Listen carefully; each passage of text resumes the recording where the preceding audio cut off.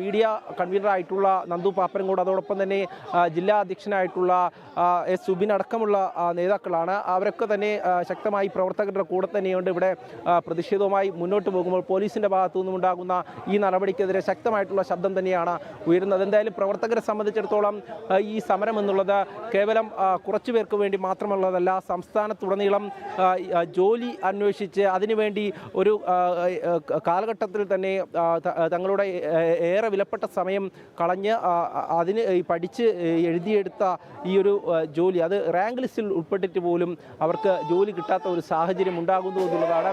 ആ ജോലി നമുക്കറിയാം ഈ കേരളത്തിൽ നടന്നു വന്നത്.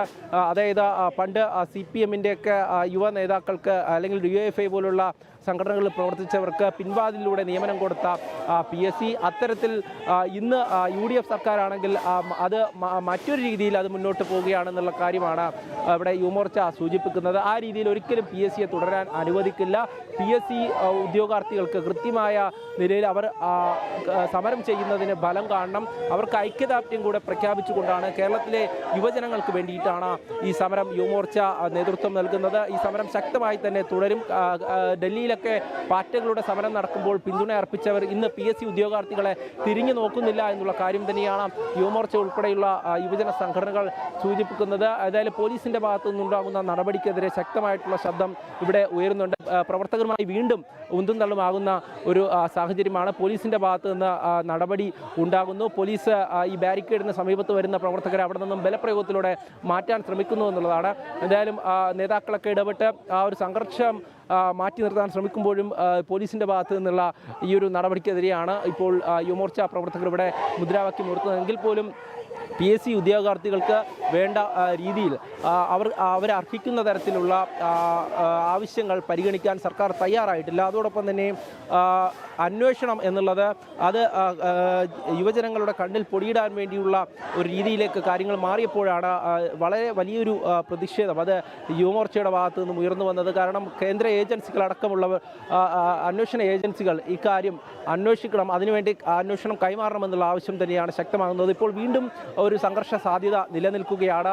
ഈ കൊല്ലം കളക്ട്രേറ്റിന് മുന്നിലാണ് ഇപ്പോൾ പോലീസും യുവമോർച്ച പ്രവർത്തകരും തമ്മിൽ ഏറ്റുമുട്ടുന്നത്. പ്രതിഷേധവുമായി എത്തിയ യുവമോർച്ച പ്രവർത്തകരെ ഇവിടെ നിന്നും ബലപ്രയോഗത്തിലൂടെ മാറ്റാനുള്ള ശ്രമം അത് പോലീസിൻ്റെ ഭാഗത്തു നിന്നും ഉണ്ടായതിന് പിന്നാലെയാണ് പ്രവർത്തകർ രോഷാകുലരായത്. എന്തായാലും യുവമോർച്ചയെ സംബന്ധിച്ചിടത്തോളം ഈ ഒരു പ്രതിഷേധം അത് യുവമോർച്ച പ്രവർത്തകർക്ക് വേണ്ടിയല്ല, സംസ്ഥാനത്തെ PSC ഉദ്യോഗാർത്ഥികൾക്ക് വേണ്ടിയാണ്, സംസ്ഥാനത്തെ പ്രതീക്ഷ അർപ്പിച്ച് പഠിക്കുന്ന സംസ്ഥാനത്തെ യുവജനങ്ങൾക്ക് വേണ്ടിയിട്ടാണ്. ആ സമരത്തിന് ഇങ്ങനെ അടിച്ചമർത്താൻ ശ്രമിക്കുമ്പോൾ അതിനെതിരെ ശബ്ദം ഉയർത്തുക തന്നെ ചെയ്യുമെന്നുള്ളതാണ് ഈ യുവമോർച്ചയുടെ സംസ്ഥാന നേതൃത്വം അടക്കം വ്യക്തമാക്കുന്നത്. എന്തായാലും യുവമോർച്ചയുടെ തന്നെ യുവജനങ്ങളായിട്ടുള്ള പ്രവർത്തകർ ശക്തമായിട്ടുള്ള പ്രതിഷേധവുമായി കൊല്ലം കളക്ട്രേറ്റിന് മുന്നിലുണ്ട്. ഏതൊക്കെ തരത്തിലുള്ള പോലീസ് നടപടി ഉണ്ടായാലും ഇവിടെ നിന്നും പിരിഞ്ഞു പോകാൻ തങ്ങൾ തയ്യാറല്ല എന്നുള്ള കാര്യം തന്നെയാണ് നേതാക്കൾ അറിയിക്കുന്നത്. അതേസമയം തന്നെ ഈ പ്രതിഷേധം ഇങ്ങനെ തന്നെ തുടരുകയാണെങ്കിൽ പോലീസ് അടുത്ത നടപടിയിലേക്ക് കടക്കുമെന്നാണ് നമ്മൾ മനസ്സിലാക്കുന്നത്. കാരണം ആദ്യഘട്ടത്തിൽ തന്നെ പോലീസിൻ്റെ ഭാഗത്തു നിന്ന് നടപടി ഉണ്ടാകുന്നു.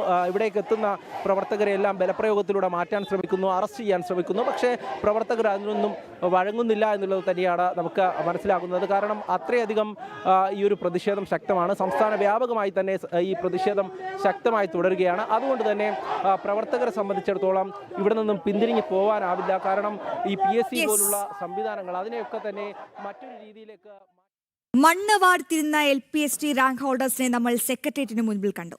ഇന്നും നീതി അവർക്കകലെയാണ്. അതിൽ പ്രതിഷേധിച്ചുകൊണ്ട് ഇപ്പോൾ യുവമോർച്ച പ്രവർത്തകർ സംസ്ഥാനത്തിന്റെ വിവിധ ഇടങ്ങളിലായി വലിയ രീതിയിൽ പ്രതിഷേധം നടത്തുകയാണ്. കൊല്ലം കളക്ട്രേറ്റിൽ യുവമോർച്ച പ്രവർത്തകരുടെ വലിയ രീതിയിലുള്ള പ്രതിഷേധമാണ് ആവശ്യപ്പെട്ടത്. ഈ PSC നിയമനത്തിൽ അതിലെ ക്രമക്കേടിൽ ഉത്തരവാദികളായ തുറുങ്കലിൽ അടയ്ക്കുക, കേന്ദ്ര ഏജൻസികൾക്ക് അന്വേഷണം കൈമാറുക എന്നതടക്കമുള്ള ആവശ്യങ്ങളാണ് ഇപ്പോൾ അവർ മുന്നോട്ട് വയ്ക്കുന്നത്. തലസ്ഥാനത്തും സ്ഥിതി വ്യത്യസ്തമല്ല. തലസ്ഥാനത്തും യുവമോർച്ചയുടെ വലിയ പ്രതിഷേധമാണ് അരങ്ങേറിയത്. ജലപീരങ്കിയൊക്കെ പ്രയോഗിച്ചുകൊണ്ട് ഈ പ്രതിഷേധം അടിച്ചമർത്താൻ പോലീസിന്റെ ഭാഗത്ത് നിന്ന് നീക്കം ഉണ്ടായിട്ടുണ്ടെങ്കിലും ഒരടി പോലും പിന്നോട്ട് പോകാതെ പ്രതിഷേധം കനപ്പിക്കാൻ തന്നെയാണ് യുവമോർച്ചയുടെയും BJP പ്രവർത്തകരുടെയും തീരുമാനം.